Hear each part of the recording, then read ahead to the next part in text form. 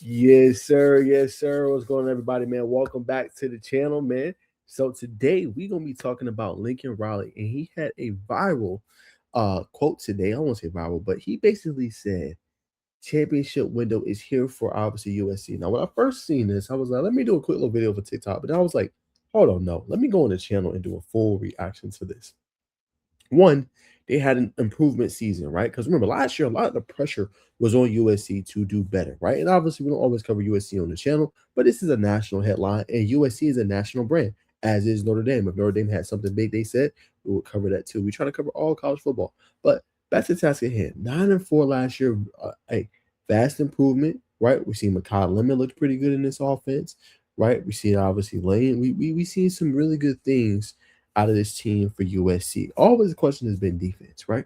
But let's pull up his quote and what obviously Lincoln Riley essentially had to say today when he talked to Matthew Alexander, who's the college football reporter for On 3. Okay, so this is what he said via quote. He said, taking this over, you knew you had to fight, go fight like hell just to try to get this window open, right? So basically in the article, I just want to make sure I get all the quotes and stuff. He says, taking this over, you knew you had to go fight like hell to try to get this one open, Riley said. And we're at a point right now where there's a lot to be excited about and a lot in front of us. It's been a lot of work for a lot of people, a lot of commitment from a lot of people to get there. And it should be a lot of fun these next few years, right? So he feels like the championship window has opened. He says USC had to get really serious about being great in the sport again, Riley said. I give the school administration, everybody credit. They have. You never know in any of these programs until you actually get into it what exactly makes it tick, Riley said. But I know at the end of the day, they always says history repeats itself. And obviously, this place has been great for so much of college football history. This thing has been one of the staples of the entire sport. So you know the capabilities are here, you know the firepower is here, and you know all the advantages that this place brings in so many ways. And so it's like, all right, if we can maybe clean up some of the areas that need to get cleaned up or fixed, some of the things that maybe you get fixed, we'll feel that again. The country will feel that again. So that's essentially what he had to say. That's a deeper look, obviously, into the quote of everything Lincoln Riley had to say, right? And I will say sometimes quotes can get kind of overblown here, but I think Riley's in a good spot. And I think he sees the window is opening, right? And what he's basically saying, at first I was like, well, why in the hell would a window be open? Y'all haven't done nothing. You know what I'm saying? Y'all been kind of teetering on this 9-4. Y'all been teetering on this 500.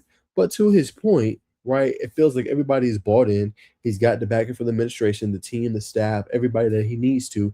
And now they should be able to take the next jump forward. And 100%, you went 9-4 last year. Let's see you win 10 plus games and get into a CFP. Because that was my big thing when I was thinking about this. I was like, well, Lincoln, you got to get to a CFP playoff first to even have a chance to say a window's even open, right? Like Miami can say that. If Indiana wanted to say it, despite obviously some roster turnover, they can say that.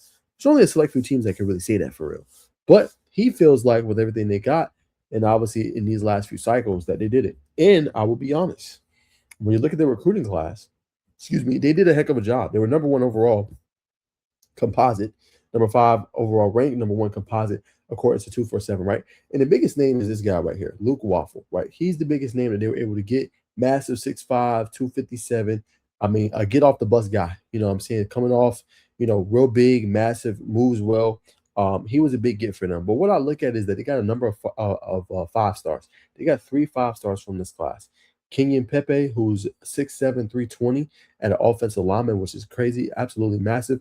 Jamion Winfield from Richardson, Texas, a defensive lineman. And what you see from this class, that what could potentially make this special for obviously USC is that they got people from everywhere. Like their top 3 players from this cycle is from, you got New Jersey and up in New York, right? Or in that tri-state area. You got Jamie and Winfield from Texas, and you got Kenyon Pepe who's from IMG Academy. So you got people from basically all over coming to California for this opportunity.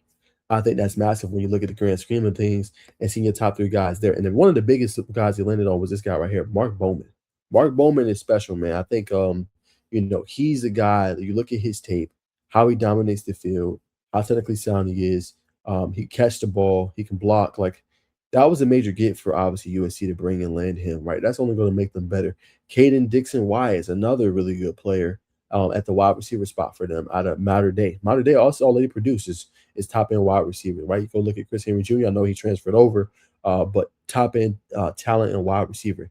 They was able to keep him home, right? A lot of these guys, modern day, like Mark Bowman, modern day, Caden Dixon Wyatt, modern day, too many Tupe, modern day, right? Three of the top guys after your initial three are all from modern day. So you doing a good job staying within state, in my humble opinion. Landon, obviously, Jonas Williams, he won't play this year, of course.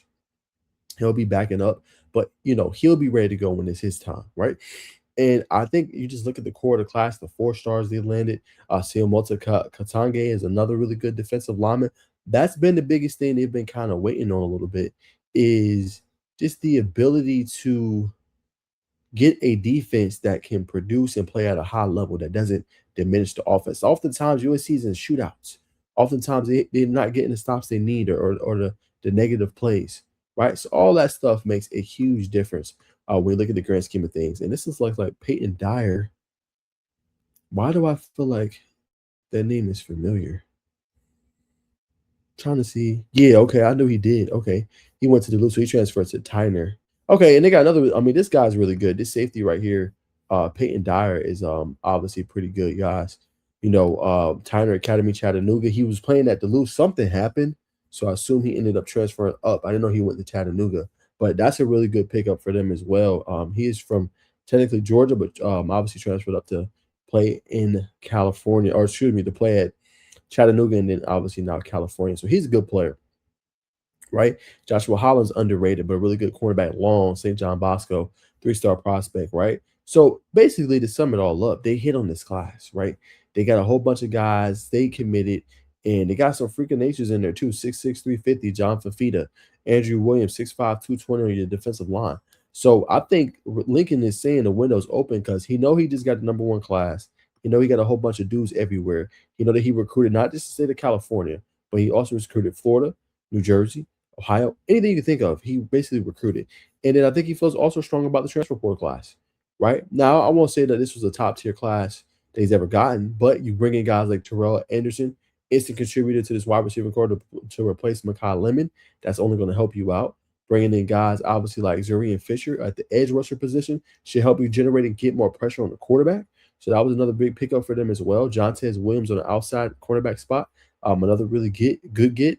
What I'm saying, 4-star caliber prospect. What I'm saying, he's gonna be another one to help them out. And they really gutted the class, right? They only brought in 10 and 22 transferred out. Moved on. Houston Longstreet, so many more. So I think Lincoln's seen this and he says, okay, hey, we're gonna be very strategic. We're gonna bring the guys that we want to bring back. Corey Sims is gonna be another one to watch out for offensively for them. And I think he said, hey, we got another one class coming in, about 10 transfers, got rid of about 22 guys. We're going to obviously bring back our guy. What I'm saying? We're going to bring back our guy, what I'm saying, at the quarterback spot, and we're going to lose a couple of receivers, but we feel good because now we're getting guys that can come and obviously play at a high level, right? And we let some guys go, do their thing, go to other universities, and now we feel pretty good about the roster that we have going forward. So I think for Lincoln, it's like, hey, okay, our window's open. How big that's going to be remains to be seen, right? Now, when I say big, I mean he's talking about the next probably like 4 to 5 years. He said the next few years. Few years is about 3 to 4, 4 to 5 years. Excuse me. So it's a process. It's a progress, right? So I think for Lincoln, if you can continue to stack good classes together, do good in the portal, which obviously looks like they did it fairly well, and you can build this team, it could be dangerous. But it all starts at the defensive side of the ball because we know you're going to be able to score with anybody, right? But now the question is, can you defend? Can you get stops consistently? Can you win the big games against Notre Dame? I know that obviously the rivalry is not here now. They didn't renew it, all that good stuff. But I'm saying in general, when you play these top teams, the Oregons, the UCLAs, the Ohio States, can you get wins, right? Because we know the Big Ten at the top is very good. But can you get those consistent wins if you're a Lincoln Riley and you are the Trojans, right? You should be able to. You bring it in the talent. Now it's coaching talent to get to where it is. And like you said, all the buy-in is there. When the buy-in is there, that makes you special. And we know when USC is good, it's good for college football. So this will be a good year to see, right? I don't think there's as much pressure on Lincoln this year because they've done everything they're supposed to do, right, in terms of getting the classes in and all that stuff. And last year they took a step forward. So I don't think the pressure's on him. But if they struggle or have some struggle things, yes, right? It could be tough because they have a lot invested in this. But for Lincoln, I would say I don't mind. You know what I'm saying, the championship window aspirations in there. You should be striving for that for your team. You should be preaching that for your team. If you're not, then that's a problem. But obviously, he sees the writing on the wall and he feels like this team is ready and they should be able to take a step forward. We obviously will see. You know what I'm saying? Talk is cheap, but nonetheless, Lincoln believes, and we will find out. Obviously, with the top number one recruiting class and a really good transfer portal class, it should be there for him. But we're gonna leave it there, man, for this little special episode. I wanted to react to that. So very interesting. We're gonna see those. You know what I'm saying? They play late night, you know what I'm saying? So they'll be harder to follow throughout college football season, but I'm definitely trying to keep it tucked, see what's going on with USC and reacting throughout the season. So can't wait, man. Hope y'all enjoyed this special episode. I know I cover my 6 teams usually, but hey, this is some national news, man. So I had to respond and react. So that's all I got for y'all. We'll see you guys in the next one. Peace.